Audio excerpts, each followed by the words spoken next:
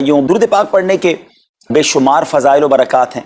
मुस्तफ़ा जान रहमत शम्अ बज़्म हिदायत सल्लल्लाहु ताला अलैहि वसल्लम का फ़रमान आलिशान है कि जो कोई शख्स मुझ पर एक बार दुरूद पाक पढ़ता है, अल्लाह ताला उस पर 10 रहमतें नाजिल फरमाता है, उसके 10 गुनाहों को मिटा देता है और उसके 10 दरजात को बुलंद फरमाता है। तो सुभान अल्लाह, एक दुरूद पाक पर इतनी बरकतें हैं, तो जो कसरत से दुरूद पाक पढ़ते हैं उनको कितनी बरकतें नसीब होती होंगी। तो हम सबको मिलकर कसरत के साथ दुरूद पाक पढ़ने हैं।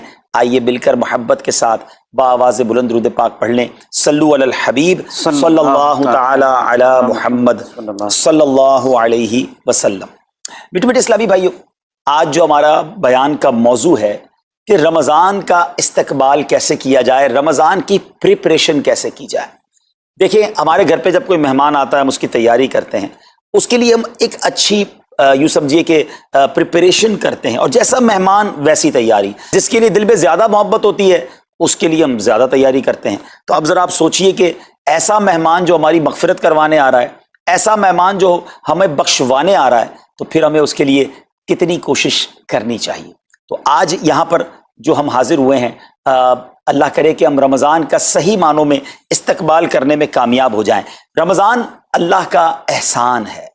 रमज़ान की अहमियत को समझने के लिए यही काफ़ी है कि प्यारे आका अलैहिस्सलाम फरमाते हैं कि अगर मेरी उम्मत को मालूम होता कि रमज़ान क्या है तो वो तमन्ना करते कि सारा साल ही रमज़ान हो। सुभान अल्लाह। मौला अली शेर खुदा करमल्लाहु तआला वजहुल करीम का ये कौल कितना निराला है। आप फरमाते हैं अगर अल्लाह तबारक व तआला को इस उम्मत को अजाब देना होता तो इस उम्मत को रमज़ान और सूरह इखलास अता ना फरमाता। तो इसका मतलब क्या हुआ कि ये बख्शवाने, अजाब से बचाने के लिए आ रहा है, रहमतें बरसाने के लिए आ रहा है।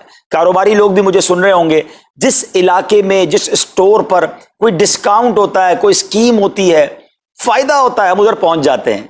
रमज़ान एक ऐसी स्कीम है, रमज़ान एक ऐसा बेनिफिट देता है कि अहदीस में ये मजमून है कि फ़र्ज का सवाब 70 गुना कर दिया जाता है, नफल का सवाब फ़र्ज के बराबर कर दिया जाता है, शैतान को बंद कर दिया जाता है, जहन्नम को ताले लगा दिए जाते हैं, जन्नत के दर खोल दिए जाते हैं। रोज़ादार के मुंह से जो स्मेल आती है, जो बू आती है, बाज़ औक़ात हम कहते हैं यार पेस्ट नहीं कर सके पूरा दिन, मुंह से स्मेल आ रही है।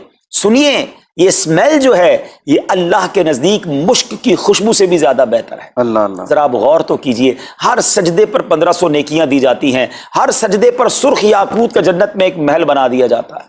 इतनी नेकियां, फिर वो कितना बदनसीब है जो रमज़ान में भी इबादत ना करे, रमज़ान में भी अल्लाह को राज़ी करने में कामयाब ना हो। रोज़ाना इफ्तार के वक्त 10 लाख गुनाहगार बख्श दिए जाएं, और जनाब हर जुम्मे को जब रमज़ान में जुम्मा आए तो हर लम्हे 10 लाख गुनाहगार बख्शे जाएं, तो करोड़ों अरबों लोगों की बख्शिश गोया रमज़ान में होनी है। तो फिर हमें उसकी कैसी तैयारी करनी चाहिए, कितना सवाब कमाने के बारे में सोचना चाहिए। लेकिन यहाँ एक और बड़ी इंपॉर्टेंट बात है, एक तो रमज़ान में नेकियां करनी है, दूसरा बड़ा काम ये करना है कि हमें रमज़ान में गुनाहों से बचना है। क्योंकि आदतें तो साथ ही लगी हुई हैं ना, शैतान बंद है लेकिन हमारी अपनी आदतें, जिसकी रोज़ हराम देखने की आदत है, हराम सुनने की आदत है, हराम बोलने की आदत है। ऐसा तो नहीं होगा ना चांद आते ही सारे स्विच ऑफ हो जाएंगे, वो आदतें साथ ही चल रही होती हैं। गौर कीजिए कि रमज़ान में जो गुनाह करता है ना, इसका अजाब भी बढ़ जाता है, इसकी पनिशमेंट भी बढ़ जाती है। ये ऐसे ही है कि कोई मस्जिद के अंदर आके गुनाह करे तो आप कहेंगे ना यार खुदा का खौफ करो, मस्जिद में ऐसा काम कर रहे हो। कोई मक्के शरीफ हरम में अंदर जाकर गुनाह करे तो कितना शदीद हो जाएगा वो। तो रमज़ान जब इतना मुकद्दस महीना है, इसमें गुनाह करना, इसकी पनिशमेंट भी ज्यादा है। एक बार मौला अली शेर खुदा करमल्लाहु ताला वजहुल करीम ने एक कब्र वाले का हाल देखा, और देखा उस कब्र वाले पर अजाब हो रहा है, और वो चिल्लाने लगा, अर्ज करने लगा, ए अली मेरी मदद फरमाइए, अल्लाह की बारगाह में सिफारिश कीजिए। मौला अली शेर खुदा ने हाथ उठाए कि मौला इसे बख्श दे। इरशाद हुआ, ए अली इसकी सिफारिश न करें। अर्ज की, मौला वजह क्या है? इरशाद फरमाए, रमजान के रोजे तो रखता था मगर रात गुनाहों से बाज नहीं आता था। रोजे रख कर गुनाह करने वाले को इतना अजाब, तो जो रोजे ही ना रखे, ऐसे भी लोग हैं तो रमजान में रोजे नहीं रखते। प्लीज इसको इजी ना लें। हमें नहीं मालूम, पता नहीं अगला रमजान फिर नसीब होगा कि नहीं। पिछले रमजान में कितने लोग थे जो हमारे साथ थे, इस रमजान में नहीं है। और अल्लाह, पहले तो हम ये दुआ करते हैं अल्लाह हमें ये रमजान भी अता कर दे। जिंदगी का क्या भरोसा, दुनिया की जो कैफियत है आपके सामने है, कभी भी जा सकते हैं।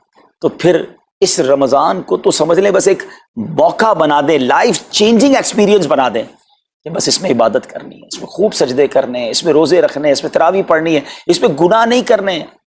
اور آئیے میں آپ کو بتاتا ہوں کہ نبی پاک صلی اللہ تعالی علیہ وسلم رمضان کیسے گزارتے تھے. ایک مسلمان کے لیے اس سے بہترین رول ماڈل کیا ہوگا کہ رمضان میرے آقا کیسے گزارتے. تو مختلف احادیث کا جو سمری ہے وہ یہ ہے کہ نبی پاک علیہ الصلوۃ والسلام عبادت میں کمر بستہ ہو جاتے, بستر پر کم تشریف لاتے. بی بی عائشہ فرماتی ہیں کہ نبی پاک کے چہرے کا رنگ بدل جاتا تھا, متغیر ہو جاتا. کیوں؟ کہ نبی پاک پر خوف خدا طاری ہوتا. آپ گر گڑاتے, آپ رات بھر التجائیں کرتے. میرے آقا رو رو کر دعاؤں میں رمضان گزارے, چہرے کا رنگ بدل جائے. اور یہاں کچھ لوگ تو وہ ہیں کہ جن کا وزن ہی بڑھ جاتا ہے رمضان میں. اتنا کھانا کھانا ہے, سحری میں زیادہ کھانا ہے کہ سارا دن بھوکا رہنا ہے, افطار میں اس لیے زیادہ کھانا ہے کہ پورا دن بھوکا رہے تھے, پھر رات کو 2-3 بار مزید کھانا ہے کیونکہ کل روزہ رکھنا ہے. تو رمضان فوڈ فیسٹیول نہیں ہے, رمضان عبادت کے لیے آیا ہے.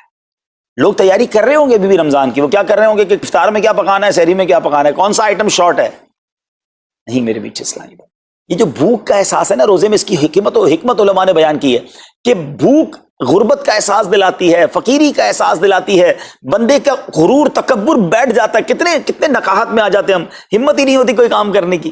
تو یہ احساس دلاتی ہے کہ تیری اوقات کیا ہے, غریب کیسے زندگی گزارتا ہے, فقیر کیسے زندگی گزارتا ہے.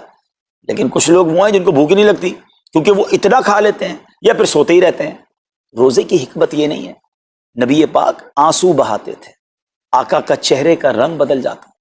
اور پھر بتایا کہ رمضان میں جب جبریل امین نبی پاک علیہ الصلوۃ والسلام کے پاس آتے تو آقا علیہ الصلوۃ والسلام ان کے ساتھ قرآن پاک کا دور فرماتے.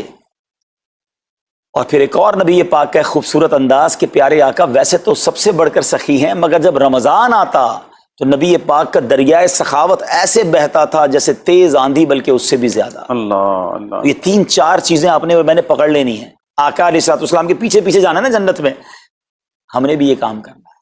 یہ راتیں مانگنے کی راتیں ہیں, التجا کرنے کی راتیں, سجدے کرنے کی راتیں ہیں. ہمیں تہجد بھی پڑھنی ہے, ہمیں انشاءاللہ نوافل بھی پڑھنے ہیں, اور کم از کم قرآن ایک بار تو پورا انڈرسٹینڈ تو کریں نا. تلاوت, ترجمہ, تفسیر کب کریں گے؟ بڑی بڑی ڈگریاں ہیں, بڑے بڑے پاسپورٹ اور جناب بہت سارا سرمایہ ہے, مگر ایک بار بھی قرآن پورا ترجمے اور تفسیر سے نہیں پڑھا ہوگا. بہت سارے لوگ ایسے ہیں. ذرا سوچئے نا. اچھا یہ مہینہ نزول قرآن کا مہینہ ہے, رمضان, اور قرآن کو جو خاص نسبت حاصل ہے نا, تو اس مہینے میں قرآن کو پکڑ لیں. آئے ہائے, اللہ کرے رمضان قرآن کے ساتھ گزرے, ہماری صبح قرآن کے ساتھ ہو, ہماری شام قرآن کے ساتھ ہو, ہم قرآن سمجھنے والے بن جائیں. اچھا میں ایک اور بات بتاؤں آپ کو, مہینہ کتنا پیارا. صرف اس مہینے میں قرآن نازل نہیں ہوا, باقی بھی جو 3 آسمانی کتابیں ہیں نا, زبور, انجیل, توریت, یہ بھی رمضان میں ہی نازل ہوئی ہیں. اللہ کریم نے ان تمام مبارک کتابوں کو نازل کرنے کے لیے رمضان کا مہینہ منتخب فرمایا. اتنا مبارک مہینہ ہے, تو ہمیں خوب اس میں تلاوت قرآن کرنی. اور اب دعوت اسلامی نے کتنا آسان کر دیا, تفسیر قرآن عطا فرما دی صراط الجنان آسان اردو میں, اور پھر جناب اس کو اپلیکیشن پر بھی دے دیا, اس کے PDF بھی جاری کر دیے, ڈاؤن لوڈ کر لیں موبائل میں. اب تو آڈیو تفسیر قرآن بھی آپ کو دے دی. اگر پھر بھی سنیں نہ, پڑھیں نہ, قرآن سے دور رہیں تو یہ ٹھیک نہیں ہے. پلیز اس رمضان کو قرآن کے ساتھ گزاری. اور پھر جو نبی پاک کا جو سخاوت والا انداز ہے نا, صدقہ و خیرات کرنا, ہر سائل کو عطا فرماتے, تو یہ بھی ہمارا ایٹیٹیوڈ ہونا چاہیے کہ خوب دل کھول کر خرچ کریں. سب سے پہلے اپنی پوری زکوٰۃ ادا کریں.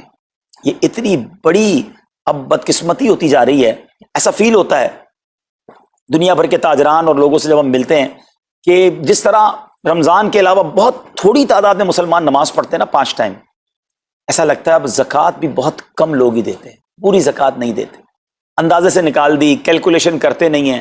اور یہ بھی فیلنگز آتی ہیں کہ زکوٰۃ جتنی بڑھتی جاتی ہے نا, ہزاروں میں جس کی زکوٰۃ ہے وہ دے دیتا ہے, لاکھوں والا بھی شاید دے دیتا ہے, لیکن جب زکوٰۃ ہی کروڑوں میں پہنچ جاتی ہے نا, تو پھر یہ دل پر بھار پڑنا لگ جاتا ہے, ڈیفیکلٹ لگنا شروع ہو جاتی ہے. بندہ یہ کیوں نہیں سوچتا کہ اگر اللہ پاک نے مجھ پر لاکھوں میں زکوٰۃ ہے تو اللہ نے کروڑوں دیے تو لاکھوں میں زکوٰۃ ہے نا. اگر کروڑوں میں زکوٰۃ ہے تو اربوں ہیں تو کروڑوں میں زکوٰۃ ہے نا. زکوٰۃ کتنی ہے؟ ضروریات زندگی کی تمام چیزوں سے فارغ ہونے کے بعد جو مال تجارت, سونا چاندی, کیش یا پرائز بانڈ, یہ جو اس کی تفصیلات ہیں, اس پر 2.5% ہے. میں ایک اور لاجک سے آپ کو بات سمجھاؤں, اگر اس لاجک سے سمجھیں تو زکوٰۃ تو 1-1.5% بنتی ہے. وہ کیسے؟ ہم سب کے گھر نکل گئے, اس پہ زکوٰۃ نہیں ہے. ہماری گاڑیاں نکل گئیں, اس پہ زکوٰۃ نہیں ہے. جن کی فیکٹریاں ہیں وہ فیکٹریاں بھی مائنس کر دی گئیں, جن کی دکانیں ہیں وہ دکانیں بھی مائنس ہو گئیں. اچھا جناب, اس کے علاوہ اگر کرائے پہ کچھ پراپرٹی دی ہوئی ہے اس پر زکوٰۃ نہیں ہے. اگر ان سب پر زکوٰۃ ہوتی، یعنی جو کچھ میرے پاس ہے ان سب پر ہوتی تو کتنی زیادہ ہو جاتی، اور اتنی ساری چیزیں نکل گئی تو پھر تو اگر ٹوٹل پر لگائیں تو یہ 1.5% ہی بنتا ہے. تو اب جب سب کچھ نکالنے کے بعد تھوڑے سے مال پر 2.5% ہے اور بھی سال میں ایک بار ہے، تو اس کو بھاری نہ سمجھیں. یہ بربادی ہے جو زکوٰۃ نہیں دیتے. یاد رکھیے گا حدیث پاک کا مضمون ہے کہ یہ مال کا میل ہے، جس مال سے مل جائے اس مال کو بھی برباد کر دیتا ہے.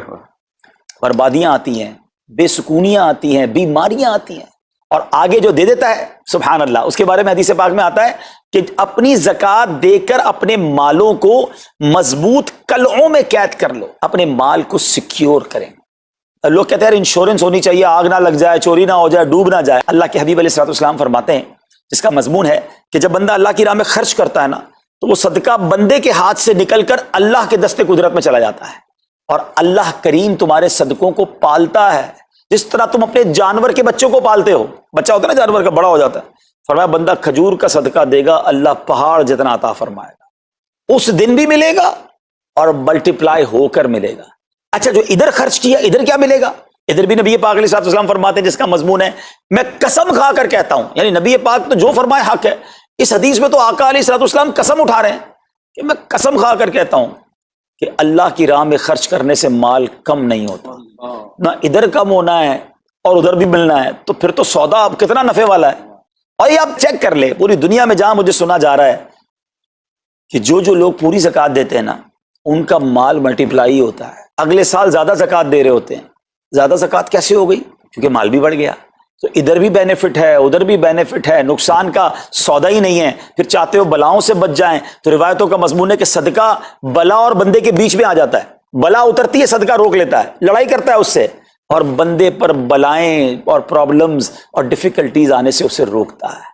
تو اگر چاہتے ہیں کہ برائیوں کے دروازے بند رہیں، چاہتے ہیں کہ بری موت سے بچیں، چاہتے ہیں کہ رزق میں اضافہ ہو، چاہتے ہیں کہ بلاؤں سے بچیں، ادھر بھی مال میں اضافہ ہو ادھر بھی خزانے ملیں، تو اللہ کی راہ میں دل کھول کر خرچ کریں. اور یہ مہینہ it's the right month for generosity, یہ بہترین مہینہ ہے سخاوت کرنے کا، کیونکہ نبی پاک کا یہ انداز تھا کہ رمضان میں خوب سخاوت فرماتے. تو غریبوں کی مدد کریں، ایسی مدد کریں کہ چہروں پہ مسکراہٹیں آ جائیں، لوگوں کے دسترخوان اچھے ہو جائیں، ان کے گھروں میں بھی کچھ اچھے کھانے پہنچ جائیں. اور اس میں سب سے بہترین طریقہ یہ ہے کہ اپنے غریب رشتہ داروں کو آپ مدد کریں. اگر وہ مستحق ہے نا زکوٰۃ کے تو حق ہے کہ سب سے پہلے اپنے غریب رشتہ داروں کو دیں. اپنی بارگاہ میں ہم سب کا جمع ہونا قبول فرمائے اور دل کھول کر خرچ کرنا نصیب فرمائے، اور اس رمضان کو ہماری مغفرت کا ذریعہ بنا دے. اس رمضان کو نبی پاک علیہ الصلوۃ والسلام کے نقش قدم کے مطابق چل کر گزارنے کی توفیق عطا فرمائے.